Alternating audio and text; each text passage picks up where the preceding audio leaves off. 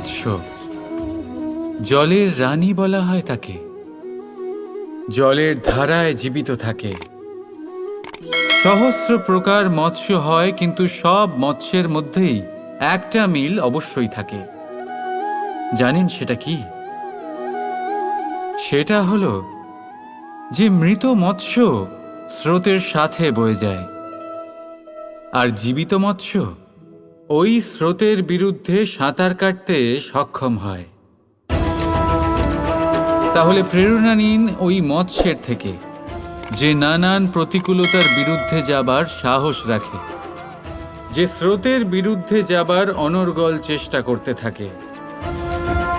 আপনিও শুনুন আপনার হৃদয়ের ধ্বনি, শুনুন আপনার মনের কথা, আর আপনার জীবনরূপী স্রোতকে বাধা নয়, লক্ষ্য বানিয়ে সামনে এগিয়ে চলুন। রাধা রাধা। ভাগ্য আর কর্ম, এই দুই এমন শব্দ যাকে ঘিরে সমগ্র সংসার। কেউ বলে আমার ভাগ্যে এটা ছিল না, যা পেলে আমার জীবন অন্যরকম হতো। কেউ বলে আমার গত জন্মের কর্ম নিশ্চয়ই এমন ছিল, যে কারণে এই জন্মে এরকম ভাগ্য পেয়েছি আমি। এই সব বাদ দিন আর একবার শান্ত চিত্তে ভাবুন। আপনি বুঝতে পারবেন যে ভাগ্য আর কর্ম এই দুই এই জন্মের। তফাৎ শুধুমাত্র এটাই যে যদি ভাগ্যের কথা বলা হয়, তাহলে আপনি এই ভাগ্যের থেকে যত বেশি আশা করবেন তত বেশি নিরাশ হবেন আপনি। কারণ এই আশা আপনাকে কর্ম করা থেকে আটকায়। যদি কথা বলা হয় কর্মের, তাহলে নিজের কর্মের প্রতি যত বিশ্বাস রাখবেন তত বেশি সফলতা আপনার কাছে আসবে।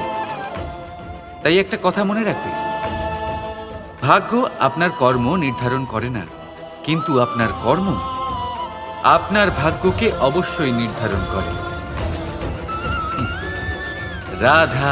অশ্বত্থামার মৃত্যু হল। কেউ জানে না সে মানুষ নাকি হাতি।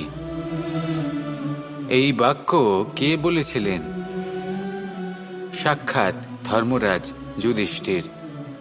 সেই যুধিষ্ঠির যিনি নিজের জীবনে কখনো মিথ্যে বলেননি, কিন্তু উনি এমন কিছু নির্বাচন করেছিলেন যার জন্য চিরকাল শুধুই মহারাজ যুধিষ্ঠির হয়ে থেকে গেলেন। কখনো অভিমন্যুর সমান হতে পারলেন না। যখন দ্যুতক্রীড়ার আমন্ত্রণ এসেছিল, তখন মহারাজ যুধিষ্ঠির সেটা অস্বীকার করতেই পারতেন, কিন্তু করলেন না। অহংকারের জন্য সেই আমন্ত্রণ গ্রহণ করলেন উনি, এবং অহংকারের জন্য করা এই নির্বাচন ওনাকে সাধারণ করে রেখে দিল। নিজের গুরু দ্রোণাচার্যকে পরাজিত করার জন্য একটি মিথ্যে কথা বলেছিলেন। অশ্বত্থামা মারা পড়েছে, আর তারপর গ্লানিমাখা কণ্ঠে ধীরস্বরে বলেছিলেন, জানি না সে মানুষ না হাতি, কিন্তু অর্ধসত্য হোক বা সত্য লুকোনো হোক, তা হল মিথ্যের সমান, এবং প্রত্যেকটি কর্মের ফল মানুষ অবশ্যই ভোগ করে। এই নির্বাচনের কারণে যুধিষ্ঠিরকেও নরকবাস করতে হয়েছিল। তাই নিজের কর্ম শ্রেষ্ঠ করে তুলুন, কারণ এটাই সুনিশ্চিত করবে যে আপনি এই সংসার থেকে বিদায় নেওয়ার পরেও জীবিত থাকবেন নাকি নয়। আসুন আমার সাথে ভালোবেসে বলুন, রাধা রাধা। ভিডিওটি ভালো লেগে থাকলে লাইক, সাবস্ক্রাইব এবং বেল আইকনটি বাজিয়ে অল বাটনটি অন করে দিন।